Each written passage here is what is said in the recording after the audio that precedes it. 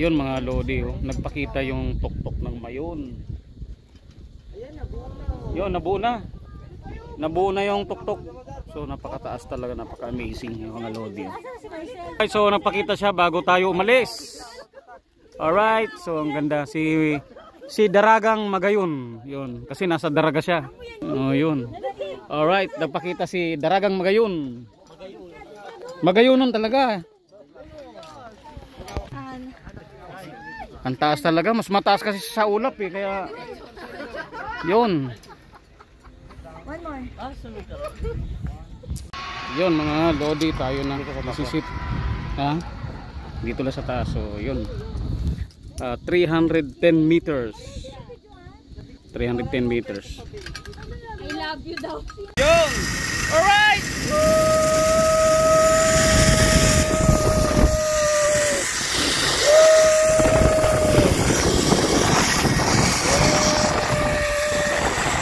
Baba na tayo mga lodi. Hinawakan ko po na ng safety yung cellphone natin kasi bago dumating doon sa stopper baka mabitiwan pa natin. Hindi na ba sumakay si Yuyos?